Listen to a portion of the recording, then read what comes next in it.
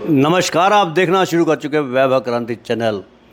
चुनाव घोषित हो गए हैं। विधानसभा के 1 अक्टूबर को मतदान है और मतगणना है 4 अक्टूबर को। जोर शोर से तैयारियां कर रहे हैं टिकट के दावेदार। हमारे साथ मौजूद है भारतीय जनता पार्टी के पलवल विधानसभा क्षेत्र से टिकट के प्रबल दावेदार संजय गुर्जर, जो भारतीय जनता पार्टी के किसान मोर्चा के प्रदेश कार्यकारिणी के सदस्य हैं। नमस्कार जी। डेट शीट आ गई है, 1 अक्टूबर को मतदान है और 4 को मतगणना है। उससे पहले टिकट की दावेदारी में सभी लगे हुए हैं, आप भी उनमें से एक हो। भारतीय जनता पार्टी का टिकट मिल पाएगा या नहीं मिल पाएगा, ये बताइए आप। देखो, भाजपा का हर कार्यकर्ता चुनाव के लिए हमेशा तैयार रहता है। 24 घंटा कभी भी चुनाव करा लो तब भी तैयार रहता है, क्योंकि हर हमेशा भाजपा का कार्यकर्ता जनता के बीच में रहता है। तो रही बात टिकट की, सर्वे भी हुआ है, आपका सर्वे में भी नाम है और जनता के दिल में भी नाम है। सच्चाई है, जनता मुझे चाह रही है। और ये भी एक बात बताता हूँ आपके माध्यम से, आज मैं पलवल वाल लोग ये कहेंगे, अगर संजय गुर्जर को टिकट देते हैं तो कांग्रेस का कोई भी कैंडिडेट हो उसको 11 बजे तक संजय गुर्जर हरा सकता। ये भी हर आदमी के आज दिल में है, दिमाग में है। लेकिन ये कहा जा रहा है कि 10 साल हो गए सरकार को, एंटी इनकम्बेंसी है। भारतीय जनता पार्टी जो पिछली बार 3 की 3 विधानसभा सीट जीत गई थी, पलवल, होडल, हथीन, इस बार तीनों सीटें गंवा रही है। कांग्रेस दावा कर रही है कि तीनों सीट हम जीतेंगे। देखो, भाजपा की आज भी मैं बताऊँ आपको, बीजेपी का कहीं भी बुराई नहीं है। सच्चाई, मैं गाँवों में घूमता हूँ रोज़। मैंने अभी 18 गांव डोर टू डोर कर चुका हूँ और रोज़ वैसे अभी प्रोग्राम चल रहे हैं डोर टू डोर। अभी मैं फिर से भी शुरू करने जा रहा हूँ 2 दिन में ही, क्योंकि टिकट मिलने से पहले 10-20 गांव और करने का मन है मेरा। तो ये भारतीय जनता पार्टी की कोई भी कहीं भी कमी नहीं पाई। ओनली ये हमारे स्थानीय विधायक की बुराई ज़रूर मिली है मुझे, लेकिन भारतीय जनता पार्टी की कोई बुराई नहीं मिली है। आप ये बताओ। संजय जी, हाईवे पाल सक्रिय हो गए फिर से, इस बार टिकट मांग रही हथीन से।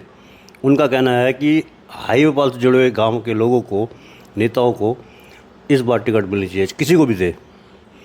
आप भी हाईवे पाल से जुड़े हुए, लेकिन सक्रिय आप पलवल विधानसभा क्षेत्र में। आपने 2014 में भी हथीन विधानसभा क्षेत्र से टिकट मांगा था, टिकट से वंचित रह गए थे। हर्ष कुमार टिकट ले गए थे। अब आप पलवल से तो सक्रिय हो, अगर हाईवे पाल डिमांड करती है हथीन की, तो उसमें आप हथीन से भी चुनाव लड़ सकते हो क्या? मैं बताऊं आपको, मैंने 2009 में जब बीजेपी को हर आदमी, कोई नहीं पूछता था, हर आदमी हंसते थे बीजेपी पे, मैंने 2009 में भी टिकट मांगी थी हथीन से। 2014 में मेरे से ऊपर से बिल्कुल यस कर रखी थी। जैसे ही चुनाव से कुछ दिन पहले तो बाहर से नेता ले आए हर्ष कुमार जी को और उनको टिकट दी। और मैंने आज बताऊं, उस टाइम हमारे राष्ट्रीय अध्यक्ष अमित शाह जी थे, तो मैंने उस समय भी उनसे बोला कि अगर आप एक किसी कार्यकर्ता को, मैं ये नहीं कह रहा मुझे ही, किसी भी कार्यकर्ता को टिकट देते हो तो अपना कार्यकर्ता मजबूत होता है। अगर मुझे आप 2014 में कार्यकर्ता को टिकट दे हो तो, या मुझे देते हो, तो मैंने उस समय भी ये कहा कि हथीन विधानसभा में 2014 में भी कमल खिल सकता था। ये मैं किया था। रही बात हाईवे पाल की, मैं पिछली बार भी मैं आपको बताऊं, मैंने तो पिछली बार भी परवीन डागर के लिए या दीपक मंगला के लिए और जगदीश नायर के लिए जहां भी मेरी ड्यूटी लगाई है आज तक, मैं हमेशा भारतीय जनता पार्टी का एक छोटा सा सिपाही हूँ। पूरी माँ के समान मैंने सेवा करी है। हर चुनाव में मैंने बढ़ चढ़ कर भाग लिया है। और रही हथीन विधानसभा से टिकट, मैं तो ये कह रहा हूँ, मुझे कहीं से तिगाम से दे दो, सोना से दे दो, पलवल से दे दो, हथीन से दे दो, मुझे कोई दिक्कत नहीं, क्योंकि मुझे पे आपे पे विश्वास है और जनता पे विश्वास है। एक चीज़ और बताइए, कांग्रेस से करण सिंह दलाल लगातार मजबूत हो रहे हैं, ज्वाइनिंग पर ज्वाइनिंग कर रहे हैं रोज़, और ज्वाइनिंग की है कई महिलाओं ने। लगता नहीं है आपको इस बार करण सिंह दलाल फिर से मजबूत हो रहे हैं?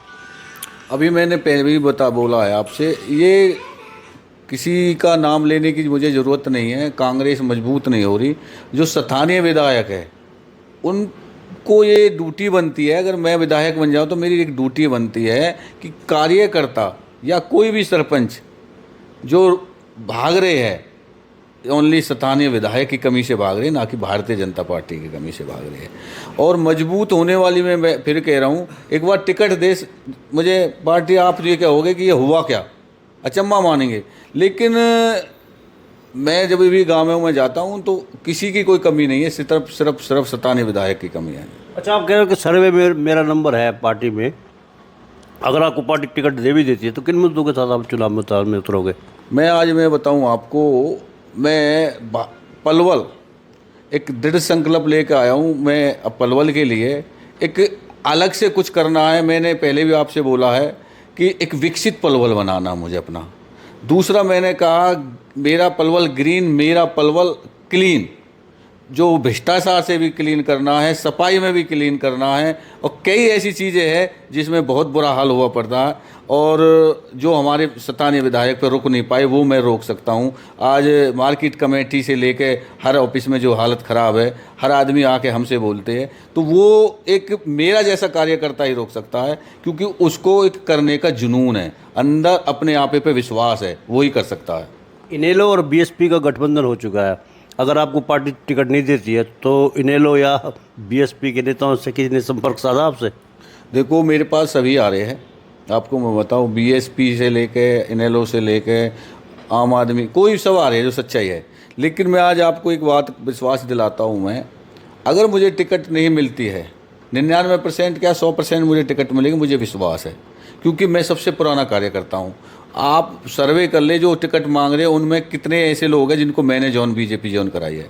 लेकिन मुझे टिकट 1% नहीं मिलती है तो मैं अपने जो मेरे जनता है, भगवान स्वरूप मेरी जनता है, देव रूपी मेरी जनता है, जो मैं उनको बुलाऊंगा जैसे जनता कहेगी।